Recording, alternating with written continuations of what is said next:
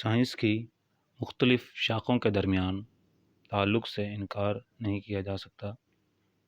Biology کے اندر ہم جانداروں کے متعلق مختلف معلومات حاصل کرتے ہیں، لیکن یہ معلومات سائنس کی دوسری شاخوں سے بھی تعلق رکھتی ہیں۔ اس طرح سائنس کی ہر شاخ دوسری تمام شاخوں سے تعلق رکھتی ہے۔ مثال کے طور پر جب ہم جانداروں کے اندر حرکت کے عمل کا مطالعہ کرتے ہیں تو بیالوجسٹ کو فزکس کے اندر حرکت کے قوانین کا حوالہ دینا پڑتا ہے۔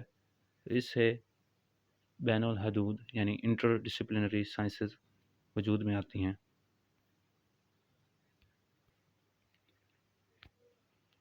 ان میں سے ایک بایو فزکس ہے۔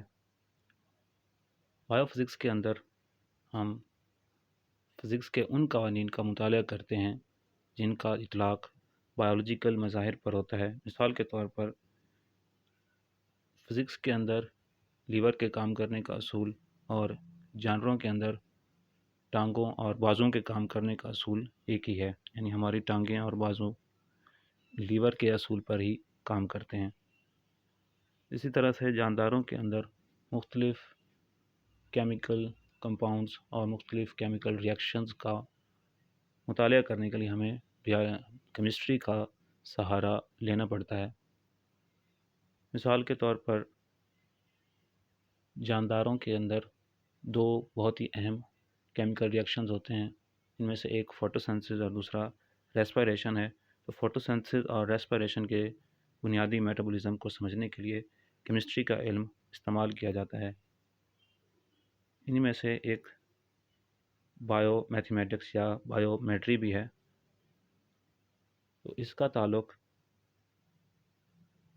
میتھمیٹکس یعنی ریاضی کے ان اصولوں کو، ان ٹولز کو، ان طریقوں کو استعمال کرنا ہے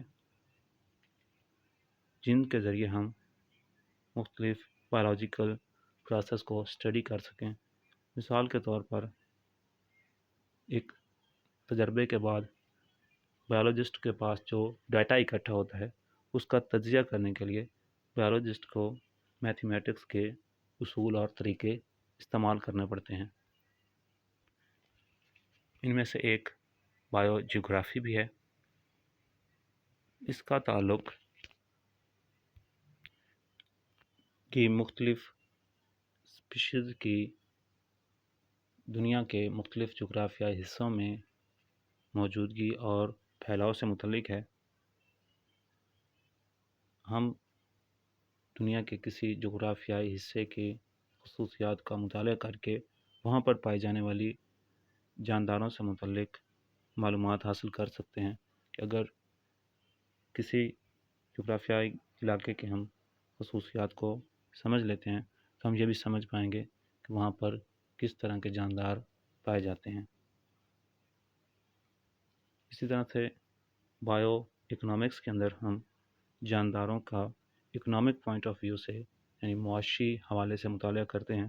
مثال کے طور پر گندم کے فصل کے اوپر لگائے جانے والے سرمایہ اور اس سے حاصل ہونے والے پروفٹ یعنی منافع کا کیلکولیٹ کر کے ہم یہ معلوم کر سکتے ہیں کہ ہمیں نفع ہوا ہے یا نقصان ہوا ہے۔ مثال کے طور پر ہم نے گندم کی فصل کاشت کی اور اس پر ہمیں نے 2 لاکھ کا سرمایہ لگایا اور ہمیں 1 لاکھ میں اس کو سیل کرنا پڑا تو ہمیں اس میں 1 لاکھ کا نقصان ہوا ہے، اور اگر اسی کو ہم 3 لاکھ میں سیل کر دیں تو ہمیں 1 لاکھ کا فائدہ ہوا ہے۔ تو اس کا مطالعہ ہم بایو اکنامکس کے اندر کر سکتے ہیں۔